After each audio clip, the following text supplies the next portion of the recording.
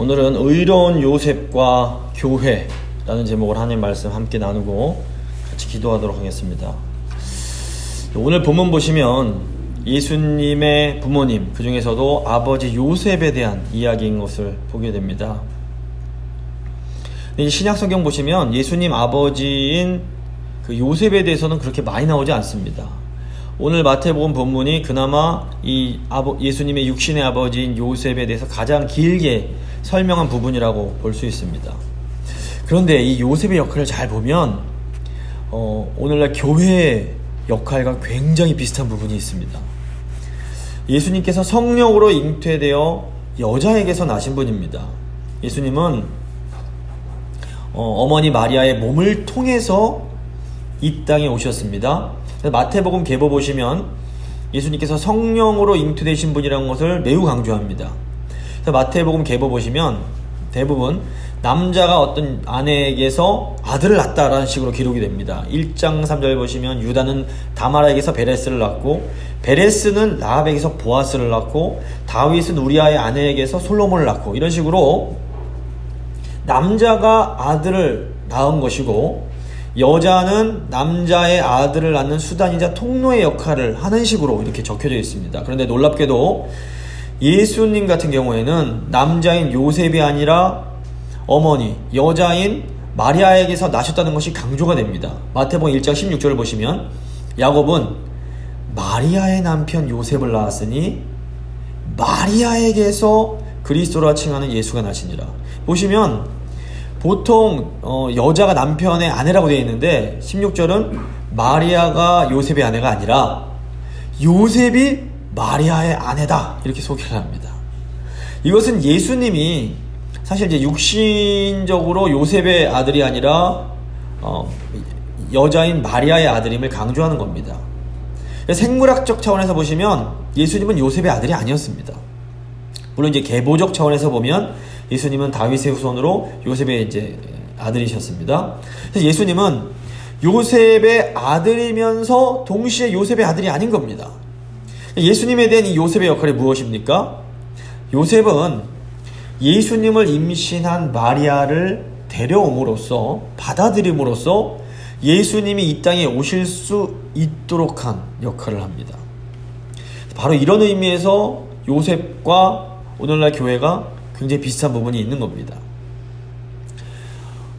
오늘날에는 우리 예수님께서 이 교회를 통해서 이 세상에 오십니다. 요셉이 예수님을 만든 게 아닙니다. 마찬가지로 교회가 예수님을 만드는 게 아닙니다. 하지만 예수님은 교회를 통해서 이 세상에 나타나십니다. 그래서 요셉이 예수님이 이 세상 가운데 오시는데 중요한 역할을 한 것처럼 오늘날 교회도 예수님께서 이 땅에 오시는데 중요한 역할을 해야 되는 겁니다. 그래서 예수님을 영접하는 요셉의 모습은 예수님을 영접하는 교회의 모습이 어떠해야 하는지를 우리에게 알려줍니다.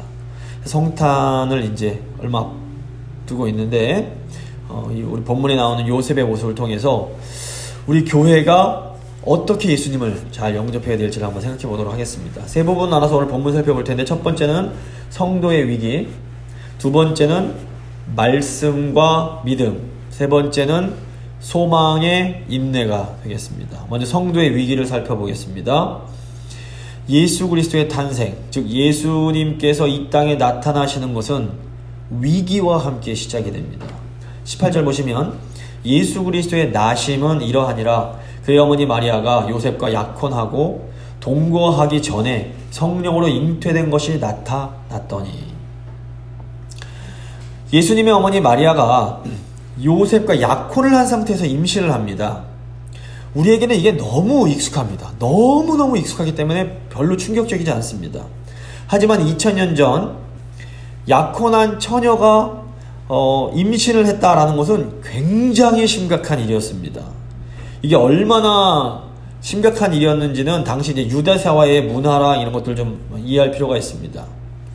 당시 이제 약혼을 하려면 남자와 여자가 부모님 외에 2명의 증인 앞에서 서약을 해야 했습니다. 요셉과 마리아의 경우에도 부모님 외에 2명의 증인을 모셔놓고 저희가 약혼합니다, 이렇게 서약을 했을 겁니다. 근데 이제 유대인들의 약혼은 오늘날의 약혼과는 또 전혀 또 차원이 다른 훨씬 더 강한 구속력이 있었습니다. 그래서 약혼을 하면 이 법적으로는 부부였습니다. 그래서 이 약혼이 깨지려면 이혼을 하거나 한쪽이 죽거나 해야지만 끊을 수가 있는 거였습니다. 보통 한 1년 정도 약혼 기간이 지속이 됐는데 이때 이 남편과 아내가 육체적 관계를 맺지 않고 따로 떨어져서 지냈습니다. 이제 결혼을 이제 준비하는 기간이라고 이제 보시면 됩니다. 근데 이미 이때 공적인 부부였기 때문에 만약에 약혼한 사람이 다른 이성과 이렇게 뭐 접근을 한다, 이거는 간음에 해당한 겁니다. 이제 더욱이 예수님 당시 이제 유대인들이 그 예루살렘을 중심으로 한 유대 지역에 살고, 또 저기 예수님 고향인 갈릴리 지역, 이제 가운데 사마리아 지역이었고, 이제 두 부분, 북쪽 갈릴리 지역과 남쪽 유대 지역에 나눠서 이제 유대인들이 살고 있었습니다. 그런데 이제 남쪽 유대가 아무래도 예루살렘 도시라서 좀 더 개방적이었답니다. 그래서 약혼한 남자 여자가 가끔씩 만나는 것도 가능했답니다. 그런데 이 북쪽 갈릴리 같은 경우에는 훨씬 더 보수적이어서 약혼을 했어도 남자 여자가 못 만나는 겁니다. 1년 동안 참고 기다려야 되는 겁니다. 따라서 이 기간 동안에 마리아가 임신을 했다? 이것은 뭐 빼도 박도 할 수 없이 간음의 상황을 의심할 수밖에 없는 상황입니다. 구약에 같은 경우에는 만약에 여인이 약혼 기간에 임신을 했다, 이건 이제 돌 맞아 죽을 일이었던 겁니다. 이제 신약에는 조금 더 이렇게 좀 이게 완화가 돼서 이혼하면서 이제 끝나는, 그렇게 됐다고 이제 문안에 보면 나와 있습니다. 근데 이제 관례에 따르면 약혼 당시 마리아 나이가 만 12세에서 14세, 뭐 많이 먹어야 16살은 넘지 않았을 것이다 라고 봅니다. 그리고 요셉의 경우에도 한 18살에서 20살 정도 되지 않았을까, 이렇게 이제 추정을 합니다. 그러니까 어린 소녀인 마리아 입장에서도 이 약혼 중에 임신을 했다? 이거 굉장히 어려운 일이었습니다. 하지만 마리아의 경우에는 그래도 뭐 천사로부터 네가 성령으로 잉태돼서 아이를 갖게 될 것이다 얘기라도 들었습니다. 근데 이제 요셉 같은 경우에는 아무 정보도 없이 갑작스럽게 약혼자가 임신했다는 소식을 듣게 된 겁니다. 이건 뭐 요셉 같은 경우에는 그 약혼한 아내가 갑자기 이제 그 간음을 했다라고 생각할 수밖에 없는 그런 상황인 겁니다. 더욱이 요셉 보시면 율법을 잘 지키는 의로운 사람이었습니다. 19절 보시면 그의 남편 요셉은 의로운 사람이라 그를 드러내지 아니하고 가만히 끊고자 하여. 의로운 사람이라는 것은 율법 아래에 바로 서 있는 사람을 의미합니다. 누가복음 1장 보시면 세례 요한의 부모님인 제사장 사가랴와 그의 아내 엘리사벳이 나오는데 이 두 사람 역시 의로운 사람이라고 불렸습니다. 근데 그 근거가 뭐냐면 하나님 말씀대로 행하는 것이었습니다. 누가복음 1장 6절 보시면 이 두 사람이 하나님 앞에 의로운 사람들이니 주의 모든 계명과 규례대로 흠없이 행하였더라. 그러니까 요셉도 하나님 말씀 따라 살아가는 의로운 사람이었던 겁니다. 그런데 이 의로운 사람 요셉에게 도저히 상상도 해볼 수 없는 저 끔찍한 위기의 상황이 찾아온 겁니다. 믿음의 사람 요셉에게 찾아온 이 위기가 우리에게 보여주는 것이 무엇일까요? 하나님을 신실하게 따르는 믿음의 사람들의 삶에도 도저히 이해할 수 없고 감당할 수 없는 큰 위기가 찾아올 수 있다라는 겁니다.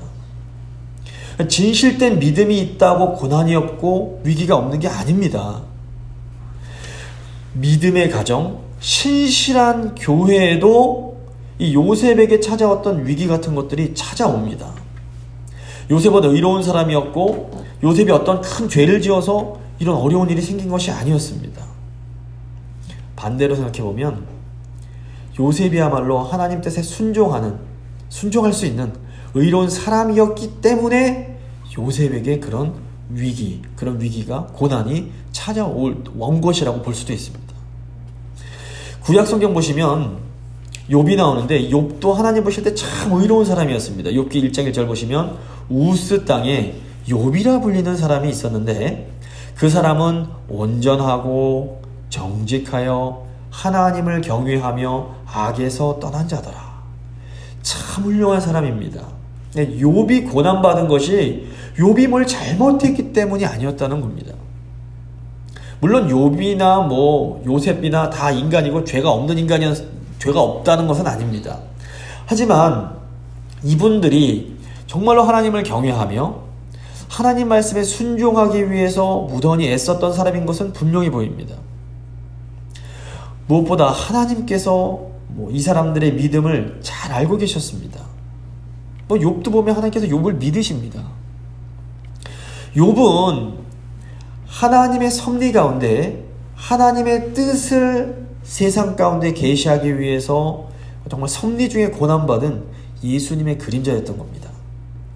하나님은 하나님의 섭리 가운데 믿음의 사람들에게 때로 이유를 알 수 없는 고난과 위기를 허락하십니다. 어떻게 사랑의 하나님께서 신실한 믿음의 사람들에게 이 어려움과 이 고난을 허락하실까? 이런 생각을 하실 수 있습니다. 하지만 하나님은 이 세상을 구원하시기 위하여 자기의 가장 사랑하는 외아들에게도 가장 끔찍한 십자가 고난을 허락하셨습니다. 고난은 하나님께서 세상의 구원을 위해서 사용하시는 아주 중요한 도구입니다. 물론 고난 자체가 의롭고 선한 것은 아닙니다. 하지만 하나님은 고난을 통해서 하나님의 백성들을 연단시키시고 고난을 통해서 구원의 역사를 이루어 가십니다. 이것이 인간이 측량할 수 없는 하나님의 경륜이요 신비라고 할 수 있습니다. 물론 지금 우리가 이제 받는 고난들 중에서는 우리가 과거에 했던 실수, 우리가 과거에 했던 잘못 때문인 것이 있습니다. 이제 예를 들어서 과거에 몇십 년 동안 막 흡연을 하면서 살았습니다. 그런데 이제 예수님을 믿고 회개를 딱 했습니다. 그렇다고 해서 흡연을 해서 몸에 쌓인 이것이 이제 한 번에 사라지는 게 아닙니다. 그래서 그 사람은 예수님 믿고 진짜 회개했어도 나중에 과거에 담배를 피웠던 것 때문에 폐암이나 이런 것 질병에 걸릴 수가 있습니다. 마찬가지로 과거에 연약하고 몰랐을 때 가족들에게 막 잘못을 많이 한 사람이 예수님을 딱 믿고 회개를 한다고 해서 그 오랫동안 가족들이 받았던 상처가 순식간에 회복되느냐? 그런 게 아니라는 겁니다. 물론 하나님께서 기적적으로 회복의 은혜를 시작하실 수 있습니다. 하지만 완전히 회복되는 데는 시간이 걸립니다. 10년 넘게 가족에게 상처를 주었다면 회복되는 데도 10년 이상이 걸린다고 보셔야 됩니다. 우리가 길을 가다가 어긋나면 1시간을 어긋나면 어떻게 해야 됩니까? 1시간 돌아와야 되는 거나 마찬가지입니다.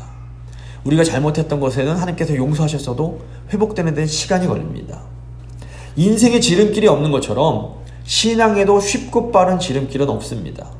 하지만 중요한 것은 우리 믿음의 길은 예수님과 함께 가는 길이다라는 겁니다. 예수님과 함께 이제 지는 멍에는 주님께서 함께 져주시기 때문에 그 짐, 그 멍에가 그렇게 무겁지 않습니다. 예수님께서 말씀해 주십니다. 하지만 지금 우리가 겪고 있는 고난과 어려움이 그렇다고 또 전부 다 우리의 잘못, 우리의 죄, 우리의 연약함 때문인가? 그건 아닌 겁니다. 다 우리 책임이 아닙니다. 우리가 도저히 이해할 수 없는 어떤 섭리적인 차원의 고난이 분명히 존재합니다.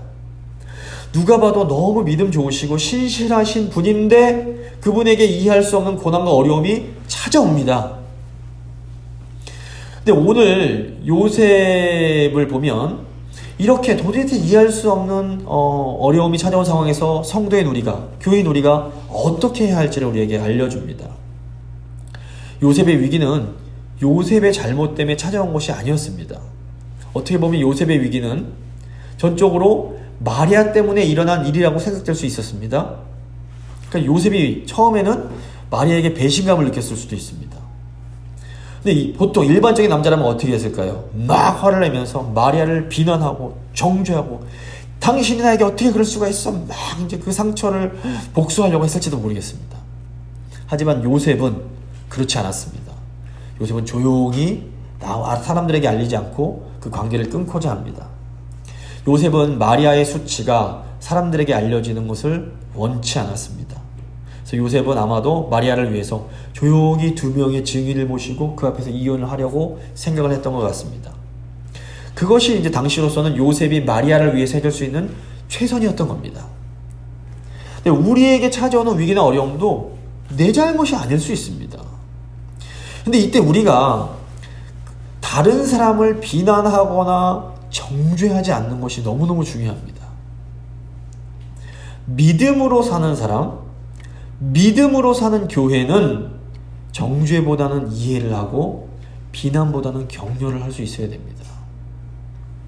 우리가 요셉처럼 이렇게 잘못한 사람의 허물을 사랑으로 덮어주려면 어떻게 해야 될까요? 20절 보시면 이 일을 생각할 때에 요셉은 자신에게 찾아온 그 위기를 생각을 했습니다. 요셉은 이 일을 생각하면서 하나님께 기도하고 또 기도하면서 하나님의 뜻을 구했을 겁니다. 우리 삶 가운데 어떤 위기가 찾아올 때에 우리도 생각해야 됩니다. 여기서 생각한다라는 것은 위기에 담긴 하나님의 뜻이 무엇인지를 깊이 생각하면서 기도하는 것을 의미합니다. 신실한 하나님의 백성들의 삶에도 위기와 어려움이 찾아옵니다. 위기 속에서 우리가 다른 사람들을 비난하거나 책망하지 않고 하나님의 뜻을 깊이 생각하는 것이 아주 중요합니다. 근데 이제 나중에 보시면 믿음의 사람에게 찾아온 위기는 결국 놀라운 축복과 은혜로 변하게 됩니다. 의로운 사람 요셉은 위기 가운데도 하나님의 뜻을 깊이 생각함으로 온 세상을 구원하실 예수 그리스도가 이 세상 가운데 오실 수 있는 복의 통로의 역할을 감당합니다. 교회는 우리도 하나님의 복이 어떤 위기의 모습으로 우리에게 찾아올 수 있음을 기억하면서 위기가 찾아올 때에 깊이 생각하며 하나님의 뜻을 구하며 기도해야 됩니다. 두 번째, 말씀과 믿음입니다. 요셉이 위기에 담긴 하나님의 뜻을 깊이 생각할 때에 하나님께서 말씀을 주십니다. 결국 요셉이 하나님의 말씀을 통해서 이 위기를 어떻게 대처해야 될지에 대한 답을 얻게 되는 겁니다. 근데 하나님께서 천사를 통해서 요셉에게 주신 말씀에는 오늘날 이 교회가 붙들어야 할 믿음의 3가지 핵심이 담겨 있습니다. 첫 번째 교회 믿음의 핵심은 예수님이 하나님이시다 라는 사실입니다. 20절 보시면 이 일을 생각할 때 주의 사자가 현몽하여 이르되 다윗의 자손 요셉아 너의 아내 마리아 데려오기를 무서워하지 말라. 그에게 잉태된 자는 성령으로 된 것이라. 요셉이 하나님의 뜻을 생각할 때에 하나님께서는 사자를 통해서 요셉에게 말씀을 주십니다. 이때 하나님은 요셉을 그냥 요셉아 부르지 않으시고 다윗의 자손 요셉아 이렇게 부르십니다. 요셉은 의로운 사람이었습니다. 당연히 구약 성경을 잘 알고 있었을 겁니다. 요셉은 자신이 다윗의 자손이라는 것도 알고 있었고 또 그리스도가 다윗의 자손으로 오셔야 된다는 것도 알고 있었습니다. 그래서 요셉이 다윗의 자손 요셉아 라는 이 말씀을 딱 들었을 때에 요셉은 지금 자신에게 일어난 일이 오실 그리스도와 관련이 있다는 것을 알 수가 있었을 겁니다. 하나님은 요셉에게 너의 아내 마리아 데려오는 것을 두려워하지 말아라 말씀하십니다. 이 마리아를 데려온다라는 것은 마리아의 배에 있는 예수님을 모셔오는 것을 의미했습니다. 요셉이 근데 이 임신한 마리아를 데려오는 일은 사실 충분히 두렵고 떨리는 일이었을 겁니다. 만약에 요셉이 약혼기간 중에 임신한 마리아와 그 뱃속에 있는 아기를 데려오면 요셉은 이웃 사람들의 비웃음과 그 비난을 감수해야 됐을 겁니다. 요즘도 교회에서 있으면 비밀이 없는데 당시 그 좁은 동네에서 수군수군대고 비난하는 일들은 다 요셉이 이제 몸으로 받아내야 됐던 겁니다. 따라서 이 마리아가 품고 있는 아기 예수는 이 다윗의 자손 요셉에게는 한편으론 큰 영광이고 기쁨이지만 또 다른 한편으론 큰 고난과 어려움을 의미했던 겁니다. 하나님은 요셉에게 마리아가 잉태한 아이가 성령으로 잉태한 아이라는 것을 알려주십니다. 성령으로 잉태된다라는 것은 사실 인간의 머리로는 이해할 수 없는 놀라운 신비입니다. 그래서 요셉이 이 예수님을 받아들이기 위해서는 이 예수님께서 성령으로 잉태된 분이라는 이 신비에 대한 믿음이 필요했습니다. 오늘날 교회도 마찬가지입니다. 우리 예수님을 받아들이는 이 일은 한편으론 구원의 큰 영광이지만 동시에 예수님을 따르는 고난이 포함이 됩니다. 이때 우리에게 꼭 필요한 것 이것이 무엇인가 하면 우리가 믿는 예수님이 하나님이시다라는 믿음입니다. 그래서 사도신경 보시면 예수님을 믿습니다라는 신앙 고백의 첫 번째 내용이 성령으로 잉태되셨다라는 겁니다.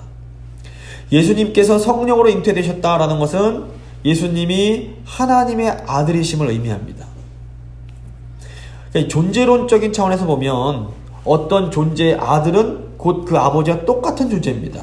그러니까 존재론적으로 개의 아들은 개가 되고 말의 아들은 말이 되고 사람의 아들은 존재론적으로 사람입니다. 그렇기 때문에 하나님의 아들은 하나님이 되시는 겁니다. 그러므로 예수님께서 하나님의 영이신 성령으로 잉태되셨다라는 것을 믿는 것은 예수님이 곧 하나님이심을 믿는 겁니다. 복음은 성자 하나님께서 우리를 구원하시기 위해서 인간이 되어 내려오셨다라는 소식입니다. 불신자, 믿음 없는 사람들은 어떻게 남자를 모르는 여자가 임신을 할 수가 있느냐, 이건 말이 되지 않는다, 이런 식으로 얘기를 합니다.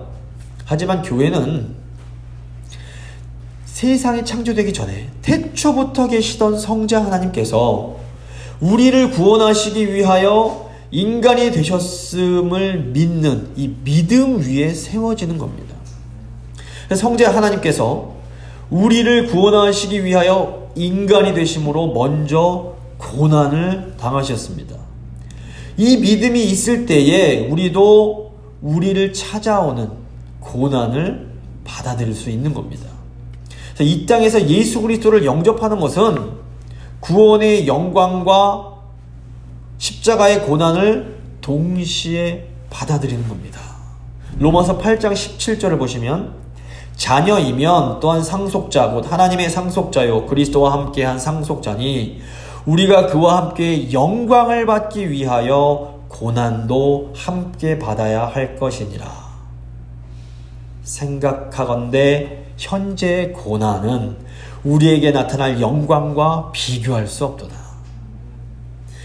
그래서 너무 중요한 것이 우리가 예수님을 따르기 위해서 받아야 되는 고난은 장차 나타날 영광과는 비교할 수 없다라는 겁니다. 신실한 하나님의 백성들에게도 때로 이해할 수 없는 고난이 찾아옵니다. 하지만 고난 뒤에 임하게 될 영광은 우리가 지금 받는 고난과는 비교할 수 없이 엄청난 겁니다. 그러므로 우리는 고난을 당할 때에 절대로 낙심하거나 좌절해서는 안 되는 겁니다. 자, 이제 두 번째 교회의 믿음의 핵심은 예수님이 우리를 죄에서 구원해 주시는 분이다 라는 것입니다. 21절 보시면 아들을 낳으리니 이름을 예수라 하라. 이는 그가 자기 백성을 그들의 죄에서 구원할 자이심이라 하니라. 하나님은 아이의 이름을 예수라고 지으라고 합니다. 예수라는 이름은 구원이란 뜻입니다. 예수님은 자기 백성을 죄로부터 구원할 구원자이십니다. 이 죄는 모든 지금 우리 인간들이 겪고 있는 그런 모든 문제들의 근원입니다. 세상 사람들은 어떤 심리학이나 의학으로 인간의 어떤 문제를 해결해 보고 싶어 합니다. 그래서 과학을 열심히 해서 노화도 막아보려고 하고 심리적인 문제도 뇌를 고쳐서 해보려고 애를 씁니다. 그래서 사람들은 또 이제 과학이 많이 발전하면 많은 지금 우리가 겪고 있는 문제들이 다 해결될 거다라고 믿거나 또는 훌륭한 정치인이 나타나서 정치를 잘하면 많은 문제들이 해결될 거다 이런 식으로 생각을 합니다. 하지만 이 죄의 문제가 해결되지 않으면 아무리 좋은 상담자를 만나도 아무리 과학이 많이 발전해도 아무리 뛰어난 정치인이 나와도 이런 인간들의 문제는 해결될 수가 없는 겁니다. 교회의 믿음이 뭡니까? 우리 예수님만이 우리를 근본적인 죄의 문제로부터 해결해 주실 수 있는 구원자이시다라는 것입니다. 예수님이 구원자임을 믿는 것이 우리의 삶이 근본적으로 변화될 수 있는 가장 중요한 믿음입니다. 예수님만이 우리의 해결책이 되십니다. 세 번째, 교회의 믿음의 핵심은 이 예수님께서 영원히 우리와 함께 해주신다라는 것입니다. 22절 보시면 이 모든 일이 된 것은 주께서 선지자로 하신 말씀을 이루려 하심이니 이르시되 보라 처녀가 잉태하여 아들을 낳을 것이요 그 이름을 임마누엘이라 하리라 하셨으니 이를 번역한즉 하나님이 우리와 함께 계시다 함이라. God with us. 하나님이 우리와 함께 계시다. 이겁니다. 하나님은 주의 사자를 통해서 예수님을 이 땅에 보내신 그 목적을 분명하게 알려주십니다. 하나님이 예수님을 보내셔서 우리를 구원하신 이유는 하나님이 우리와 함께 하시길 원하시기 때문입니다. 하나님은 요셉에게 이사야 선지자의 그 임마누엘의 예언이 이제 성취되는 것이다, 이거 알려주십니다. 사실 근데 이 성경의 이야기를 보면 처음부터 끝까지 하나님께서 우리 인간과 함께 하시기 위해서 우리를 찾아오시는 내용입니다. 창세기 1장 2절부터 하나님의 신이 수면을 운행할 때 이게 하나님이 우리를 꽉 안아주시는 겁니다. 인간은 늘 죄를 짓고 하나님을 떠나려고 합니다. 하지만 하나님은 늘 다시 인간을 찾아와 주십니다. 창세기 1장 보시면 인간을 창조하신 하나님은 이 사람과 함께 하시려고 에덴 동산을 찾아오십니다. 인간이 범죄하여 하나님을 다 떠났을 때에도 하나님은 언제나 인간을 찾아와서 먼저 그 이름을 불러주십니다. 아브라함아 불러주시고, 모세아 불러주시고, 다윗아 불러주십니다. 그리고 요셉아 불러주십니다. 하나님이 아브라함을 부르셔서 이렇게 언약 백성을 삼아주신 것도 결국에는 언약 백성이 세운 하나님의 이 나라를 통해서 모든 민족이 다시 하나님께로 돌아올 수 있게 하기 위해서였습니다. 출애굽 후에 하나님은 성막을 지으셔서 그곳에서 함께 해주셨고, 그 후에는 또 성전을 짓게 하시고 하는 백성들과 함께 해주셨습니다. 인간은 계속해서 하나님을 반역하고 죄를 지으면서 하나님을 떠나갔지만 하나님은 끊임없이 인간과 함께하기 위하여 인간을 찾아오시고 또 찾아오시는 겁니다. 결국 2000년 전 하나님은 우리와 함께하시기 위해 직접 인간이 되어 우리를 찾아오셨습니다. 그리고 오늘날 하나님은 성령을 통해 우리를 끊임없이 찾아오시고 우리와 함께하고 계십니다. 이것이 우리가 붙잡아야 할 아주 소중한 믿음인 겁니다. 요셉은 예수님이 성령으로 잉태되신 하나님이시며 자기 백성을 죄에서 구원하실 구원자이시며 임마누엘, 우리와 함께 하시는 분이라는 이 말씀을 듣고 마리아의 뱃속에 있는 예수님을 영접할 용기를 얻게 됩니다. 믿음으로 예수님을 영접할 수 있었던 겁니다. 교회도 우리 예수님이 하나님이시고 또 우리 예수님이 우리를 죄에서 구원하실 분이시며 우리 예수님이 영원히 우리와 함께 하시는 분이라는 것을 믿을 때에 예수님을 영접할 수 있고 또 예수님을 따르는 고난을 기꺼이 감내할 수 있는 겁니다. 이제 세 번째, 소망의 인내입니다. 요셉은 믿음으로 순종함으로 마리아를 데려오고 예수님이 나실 때까지 인내하며 기다립니다. 24절, 요셉이 잠에서 깨어 일어나 주의 사자의 분부대로 행하여 그의 아내를 데려왔으나 아들을 낳기까지 동침하지 아니하더니 나음의 이름을 예수라 하니라. 요셉이 잠에서 깨어 일어나자마자 하나님 말씀에 순종해서 아내 마리아를 그리고 그 뱃속에 있는 예수님을 데려옵니다. 영적인 차원에서 이것은 예수님을 영접하는 것, 예수님을 받아들이는 것을 의미한다고 볼 수 있습니다. 근데 이제 인간적 차원에서 보면 이 일은 요셉에게는 이제 고난의 시작인 겁니다. 요셉은 아내를 데려왔지만 아들을 낳을 때까지 마리아와 동침하지 않습니다. 막 결혼한 젊은 청년이 아내와 동침하지 않는 것은 이거 쉬운 일이 아닙니다. 요셉은 믿음으로 이 일을 감당합니다. 교회가 예수님을 이렇게 믿음으로 영접하는 것에는 이런 믿음의 인내가 포함이 됩니다. 예수님을 믿는다고 하면서 내가 하고 싶은 것 다 하면서 살 수는 없는 겁니다. 예수님을 영접한 사람은 내 성질, 내 기질, 내 조급함도 주님을 위해서 포기하고 기다릴 수 있어야 되는 겁니다.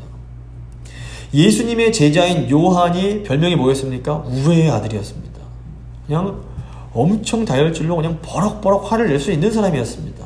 근데 훗날 이 요한이 어떻게 됩니까? 사랑의 사도로 불릴 만큼 사랑이 많은 온유한 사람으로 변화됩니다.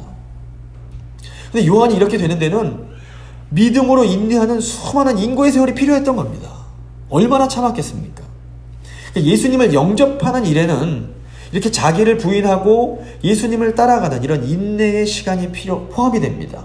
마태복음 16장 24절 보시면 이에 예수께서 제자들에게 이르시되 누구든지 나를 따라오려거든 자기를 부인하고 자기 십자가를 지고 나를 따를 것이니라. 사실 사람들은 무엇이든지 좀 빨리빨리 되기를 바랍니다.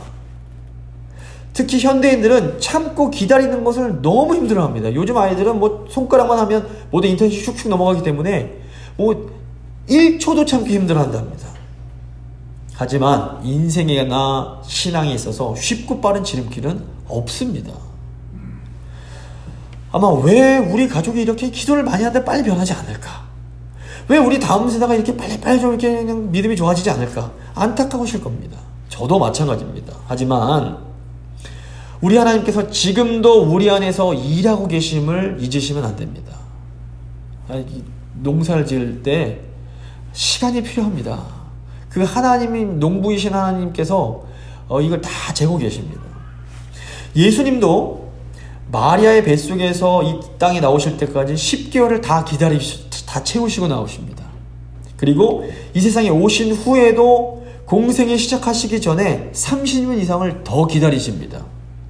구약 성경에 나오는 요셉 어떻습니까? 애굽 총리가 되기까지 감옥에서 계속해서 기다리는 겁니다. 하나님의 때까지 기다리는 겁니다. 교회가 예수님을 통해서 어떤 생명의 열매를 맺으려면 믿음의 역사와 사랑의 소가뿐 아니라 이 소망의 인내가 반드시 필요합니다. 예수님을 영접한 사람만이 이 인내를 할 수 있고, 이 인내를 한 사람만이 이 구원의 이 생명의 열매를 누릴 수가 있는 겁니다. 말씀을 마무리 잡아보도록 하겠습니다. 우리 예수님의 탄생, 예수님의 오심은 안타깝지만 위기와 함께 시작이 됩니다. 그래서 하나님의 섭리 가운데 신실한 교회, 신실한 성도들에게도 위기, 어려움이 찾아올 수 있습니다. 위기, 고난 속에 있으면 하나님 왜 접니까? 이렇게 기도가 나올 때가 있습니다. 그런데 어쩌면 하나님께서 이렇게 말씀하실지 모릅니다. 너니까 이 일 내가 너한테 맡긴 거야. 이렇게 말씀해 주실지도 모릅니다. 근데 믿음의 사람에게 위기는 결국 축복과 은혜로 변하게 됩니다. 교회는 예수님이 하나님이시며 우리의 구원자이시며 우리와 영원히 함께 하시는 분임을 믿음으로 이 고난을 이길 수 있습니다. 우리가 소원하는 구원의 열매는 오직 소망의 인내를 통해서 맺어지게 됩니다.